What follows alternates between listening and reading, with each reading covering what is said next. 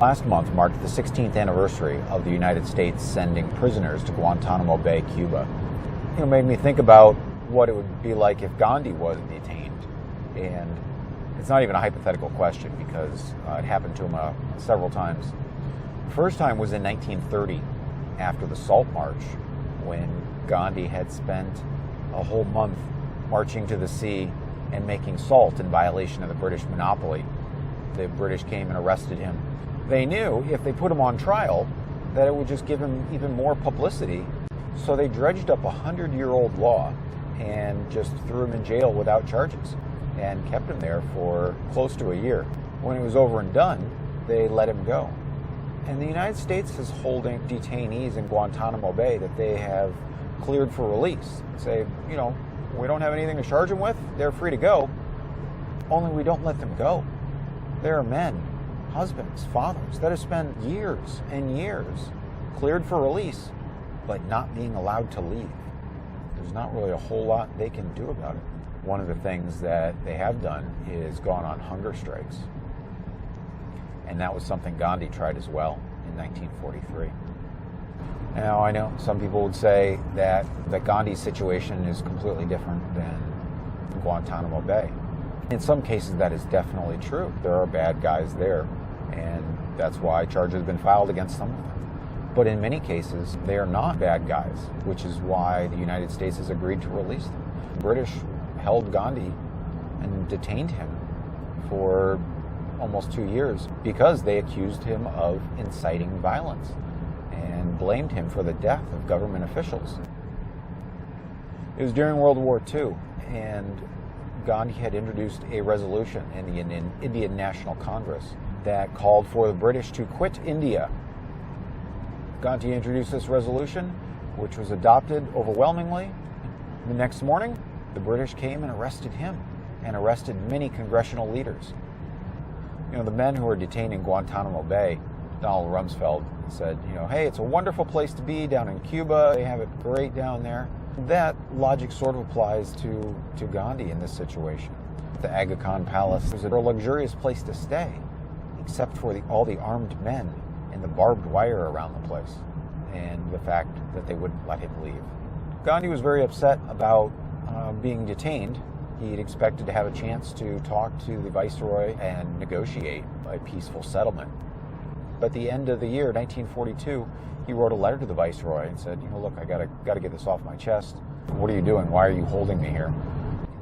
The British said, look, you made this resolution, quit India, and then all this violence broke out.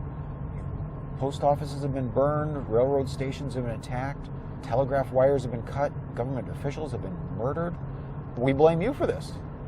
And Gandhi said, no, I'm still very committed to nonviolence, and the reason that this started was because you arrested everyone. And the British said, well, we're just going to agree to disagree, and we're going to hold you without charges, and there's nothing you can do about it. Gandhi said, well, situations like this, the only thing that I know what to do is to fast. On February 9th, 6 months after he'd been arrested, Gandhi stopped eating. The British government did offer to release him during his fast. He said he was going to fast for 21 days. Then when his fast was over, they were going to put him behind the barbed wire and have men with guns guard him.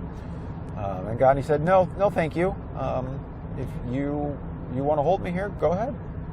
They did also offer to let family members visit him and let him have his own doctor. He accepted that. Gandhi wasn't suicidal. He wasn't trying to starve himself to death. But he was very upset that he was being accused of instigating all this violence with his Quit India resolution. And he knew that if he fasted, he would be able to draw attention to the injustice of being detained without charges. Not just himself, but congressmen and women as well. The British tried really hard to slander him. They accused him of plotting this violence. They said he was in league with the Axis powers, that he was working with Hitler and the Japanese against India. They did their best to make him look bad in the court of world opinion, but they wouldn't put him in an actual courtroom where he could defend himself. Gandhi started his hunger strike. It had been a hunger strike like this 10 years earlier that had gotten him released from prison because the British thought he would die during his 21-day fast. So Gandhi maybe expected that this 21-day fast would get him released. This time, the Viceroy called his threatened fast political blackmail, refused to meet with him.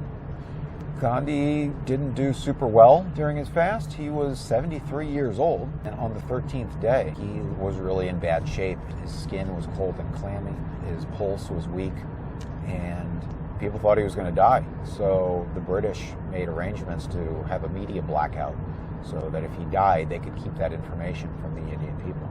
His wife Kasturba was there, and she prayed to a sacred plant, and Gandhi got through it and survived his 21-day fast. Gandhi was held there for another year until May of 1944. During that time, his wife had at least 3 heart attacks. She died on February 22nd, 1944. The detainees in Guantanamo Bay have gone on hunger strikes to draw attention to the injustice of being held for years without charges. However, the American military has not been as respectful as the British government was to Gandhi. Detainees who go on a hunger strike are strapped into chairs and force-fed by a long tube being inserted in their nose all the way down into their stomach while liquid nutrients are poured in. It's really hard for me to watch, to know that my fellow Americans are doing this to another human being. So you're invited to join the next Fast for Peace on Thursday, February 15th. It's a 24-hour fast. You eat no food, drink nothing but water for any 24-hour period. Gandhi said that hundreds of thousands of countrymen fasting together made individuals and nations more noble. Somebody asked me what that meant, a nation being more noble. And I think it means people have faith in the conscience of the country. Gandhi was willing to stop eating and willing to engage in civil disobedience against the British because he trusted their conscience. He had faith that they would do the right thing. And I guess when I see videos of people being strapped down and force-fed. Stop! Stop it, please! Stop!